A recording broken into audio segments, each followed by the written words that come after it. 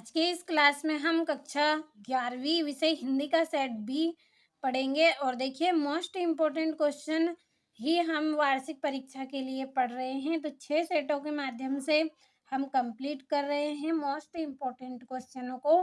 तो जिसमें से देखिए आज सेट बी हम पढ़ेंगे। तो चलिए अब बिना किसी देरी के हम हमारे प्रश्नों की ओर बढ़ते हैं। तो ये आपका पहला प्रश्न है, सही विकल्प आपको चुनना है। तो पहला है, हिंदी कविता का जागरण काल किस युग को माना जाता है? तो भारतेंदु युग को। दूसरा है, कवि ने कुमार को किसका प्रतीक माना है? तो ईश्वर का। तीसरा है, खड़ी बोली गद्य की प्रथम रचना है? तो गौरव बादल की कथा। चौथा है, बेबी हालदार घर के मालिक को इस नाम से पुकारती थी, किस नाम से पुकारती थी? तो इसका आंसर आएगा तातुस। तातुस नाम से पुकारती थी। और पांचवा है, संचार शब्द की उत्पत्ति चर धातु से हुई जिसका अर्थ है चलना। और ये आपका छठा सही विकल्प है, झोला है एक। तो झोला क्या है? एक क्षेत्रीय शब्द है। अब देखिए दूसरा प्रश्न है जिसमें रिक्त स्थान आपको करने हैं। तो सभी को मैंने भर दिया है, बस आपको अच्छे से एक बार इनको पढ़ना है ताकि आपको अच्छे से समझ में आए। तो पहला है आपका रिक्त स्थान, आदिवासियों में डेडेस पीने की बुरी लत बढ़ती जा रही है। तो कौन सी? शराब पीने की एक बुरी आदत है जो बढ़ती जा रही है। दूसरा है, कवि पास का पूरा नाम था? तो इनका पूरा नाम है अवतार सिंह संधू पास।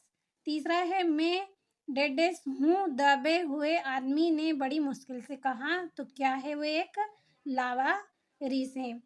चौथा है आपका, मरुभूमि में रेत की सतह के नीचे डेडेस पत्थर की एक पट्टी चलती है। तो खाड़िया पत्थर की एक पट्टी चलती है। पांचवा है, डिकोडिंग डेडेस की उल्टी प्रक्रिया है। तो एन कोडिंग। छठा है, आदि कवि वाल्मीकि कृत रामायण क्या है? एक महाकाव्य है। तो ये आपके रिक्त स्थान हो गए हैं। अच्छे से आपको स्क्रीनशॉट लेना है और अच्छे से कंप्लीट कर लेना है। तीसरा प्रश्न आपका जिसमें आपको जोड़ी करनी है। तो पहली जोड़ी है भूख मत मचल। तो इसकी जोड़ी आएगी अक महादेवी। दूसरी जोड़ी है आ बैठे उन्हीं के। तो इसका आंसर आएगा ठिये पर। तीसरी है राजस्थान की रजत बूंदे। तो तीसरी जोड़ी आएगी आपकी अनुपम मिश्र। चौथी जोड़ी है यू ए आई। तो इसका आंसर आएगा आपका चौथी जोड़ी है दैनिक समाचार हेतु एजेंसी। ये आपकी चौथी हो गई। पांचवा है मुक्तक छंद। तो इसका आंसर आएगा आपका केचुआ छंद। छठा है तुम घर मत जाओ। तो इसका आंसर आएगा आपका निषेधवाचक वाक्य है, निषेधवाचक वाक्य। सातवां है अंदर बाहर। तो इसकी जोड़ी आएगी शब्द युग्म। तो देखिए ये आपकी सारी जोड़ी हो चुकी है, आप अच्छे से कंप्लीट कर ले। भरोसा रखें, मोस्ट इम्पोर्टेंट क्वेश्चन ही आपको बताए गए हैं ताकि वार्षिक पेपर में आप अच्छे अंकों से पास हो। और ये आपका चौथा प्रश्न है, एक वाक्य में उत्तर करना है। पहला है, पद्मावत किस कवि की रचना है? तो मलिक मोहम्मद जैसी। दूसरा है, माली दौड़ा दौड़ा किसके पास गया? तो चपरासी के पास। तीसरा है, अजंता की दीवारों पर बने चित्रों को किसने बनाया? तो बौद्ध भिक्षुओं ने बनाया था। चौथा है, भारत का पहला समाचार वाचक किसे माना जाता है? तो नारद मुनि जी को माना जाता है। और पांचवा है, किस कवि की पहचान एक बिंब धर्मी कवि के रूप में है? तो इसका आंसर आएगा शमशेर सिंह बहादुर। छठा है, जहाँ कारण के होने पर भी कार्य न हो वह कौन सा अलंकार होता है? तो विशेषोक्ति अलंकार होता है। सातवां है, दो या दो से अधिक व्यक्तियों के बीच होने वाले संभाषण क्या कहलाते हैं? तो संवाद कहलाते हैं। तो देखिए एक वाक्य में उत्तर भी आपके हो गए हैं, मैंने आपको पढ़ के भी बताया है। तो अच्छे से आप कंप्लीट कर ले स्क्रीनशॉट के माध्यम से। और ये आपका पांचवा प्रश्न है जिसमें आपको सत्य असत्य करने हैं। तो पहला आपका सत्य रहेगा, दूसरा सत्य, तीसरा असत्य है, चौथा सत्य है, पांचवा असत्य और छठा आपका सत्य है। तो अच्छे से आपको इनको पढ़ लेना है एक बार। और छठा प्रश्न है, भक्ति काल के को हिंदी साहित्य का स्वर्णयुग क्यों कहा जाता है? दो दो नंबर के प्रश्न यहाँ से आपके स्टार्ट हुए हैं। सातवां है, माई के आई बहन के लिए कवि ने घर का परिताप का घर क्यों कहा? और संकलन त्रय क्या है? लेखिका मैया नसीरुद्दीन के पास क्यों गई थी?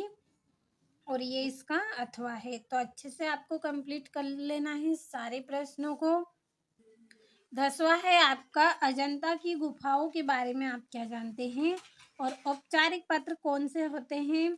12वां है वक्रोक्ति अलंकार की परिभाषा उदाहरण सहित और गजल किसे कहते हैं इसके लक्षण बताने हैं और निम्नलिखित मुहावरे का अर्थ बताते हुए वाक्यों में प्रयोग कीजिए। मैदान मारना और दूसरा है उल्टी गंगा बहाना। 15वां है मिश्रित तथा संयुक्त वाक्य में अंतर बताना है आपको। और 16वें प्रश्न में अवतार सिंह संधू पास अथवा कबीर का काव्यगत परिचय निम्नलिखित बिंदुओं पर करना है आपको। दो रचना, भाव पक्ष, कला पक्ष और साहित्य में स्थान। और इसी तरह से आपका 17वां प्रश्न है। तो यहाँ से आपके 3-3 नंबर के प्रश्न स्टार्ट हुए हैं। 18वां है जहाँ हार्दिक संबंध होता है वहाँ तर्क की गुंजाइश नहीं होती है, का भाव पल्लवन करना है। और 19वें प्रश्न में आपको अपठित गद्यांश दिया गया है जिसे आपको अच्छे से पढ़ना है और इसके क्वेश्चन भी दिए गए हैं तो उनके आंसर भी आपको करना है। तो अच्छे से आप स्क्रीनशॉट लीजिए। तो ये आपके यहाँ पे क्वेश्चन दिए गए हैं अपठित गद्यांश के और ये इसका अथवा है।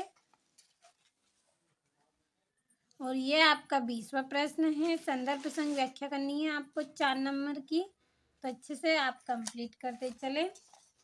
और ये आपका 21वां प्रश्न है। संदर्भ प्रसंग व्याख्या करनी है 4 नंबर का है।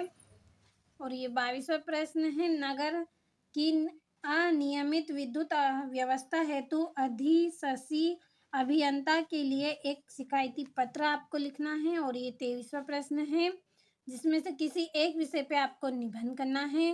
तो देखिए जो निबंध अच्छा लगे आप उसे कंप्लीट करें। और देखिए सारे प्रश्नों का आपने अच्छे से स्क्रीनशॉट लिया होगा तो भरोसा करें अच्छे से आप कंप्लीट कर लें।